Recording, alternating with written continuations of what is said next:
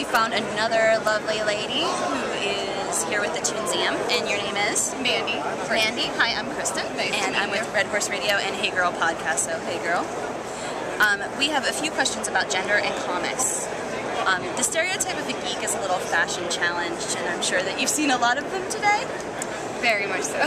What do you think it is? Do you think that they just don't know how to dress themselves, or that this is sort of an emblem that they need to wear, or? Well, I think it's changed a lot in our society in the past 5 years, where as being a geek before was definitely something you didn't want to be, whereas now it's something, it's almost like its own like it's sort of world. Become cool.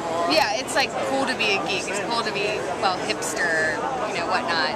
But now it's almost like they're using it as knowledge. Like, if they dress like that, they're very knowledgeable about, obviously, being Comic-Con. They know tons of information about comics, and, they show us up if you're not so much of a geek.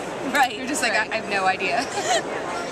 So, females in comics often have extremely unrealistically large breasts across the board. I have never noticed. No! Why do you think that is? Do you think it's some sort of... just because it's male fantasy, or? I definitely think it's a lot to do with that a lot of the artists are males, and that would be probably their ideal just because of how growing up, I mean, everybody, even in Victoria's Secret or everywhere, it's like breasts are still like the big thing, or else why would they be getting so many breast implants? Right. Does it make it more alienating to girls trying to get into comics, do you think? I would think it would be a little bit hard. They would definitely have to let go of what their thoughts were and kind of give in to what's popular. I mean, I'm sure there's been comic stars that haven't been so, look at Mandy from what's the show? Scooby-Doo. Mm-hmm. There's some that are just like, well, they're always the sidekick. So right. I think it's an ideal for women too. Not that we want to admit that, but it's kind of like you look at them and you're like, oh, I wish, but, it'll never happen. Do you think that there's a certain misogyny about comics? Like, overall, when you look at it, do you kind of feel like there's a dimension of it that is not for girls? Like, it's made specifically for guys? I think that the culture itself, the men are starting to embrace, like, if a woman's into comics, they're so taken aback by it. They absolutely love the girl who's into comics as much as them. But there is, and that sort of becomes a weird fetish on its own, I think. I think so too, because then they like it, and it is a little sexist, definitely is, but so has been, everything in society is a little sexist. The entire world. But we're taking over. Hey, girl. Yes, exactly. Taking over.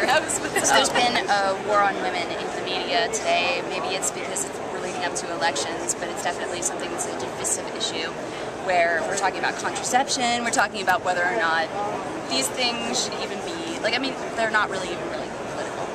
And the fact is that it's a male legislature talking about these things.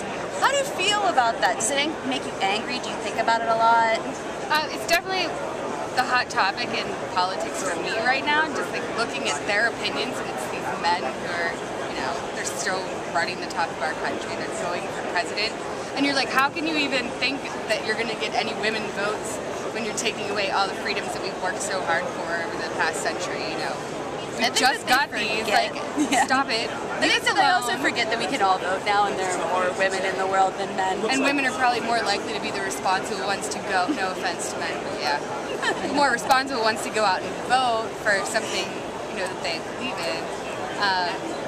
So, yeah, I think it's, the things that are coming out of politics and politics these days is absolutely ridiculous and so 1950s, and I think it's going to be a huge thing. And I don't think that and in race too, I think both come into it. There's going to be wars on it. There's no way that it's going to, oh yeah, well, we changed the law, so it's fine now. Basically, this election is going to get weird. Like, the people outside of Planned Parenthood are going to have the other ones there too going against him, and then there'll be rallies, gang fights. It'll be weird. But when the going gets weird, the weird turn pro. Absolutely. Last one. It's actually two-pronged. Have you ever had a romance at a con? Well, this is my first con. Yay! I know, it's very exciting. So no, but I'm looking, so. I don't know. Like, I would say at least 25 men just painted at their computers. So, and I mean, now this question seems sort of weird because she would be open to having a romance at a con, but don't you think it's sort of a scary environment for women? I think that a lot of times that it's just really strange. Like, I mean, you can't. I met my husband at a con, and that was like 10 years ago, so I don't have anything about meeting guys at cons, but I think that it's really weird for us to be here. Like, at times it becomes extremely strange. Some of them are definitely, they're a little scary, it's a little strange, but so is dating in general. I mean, you're out there, there could be a handsome guy in a non-nerd outfit, and he is absolutely bonkers out of his mind. You have to look for the crazy eye. Okay, that's huge, the crazy eyes, they'll get you. You gotta look for the wonky eye, don't want that either. So, you have to pick and choose. There's probably like one rose amongst all these thorns here at the company. Perfect. Thank you so much.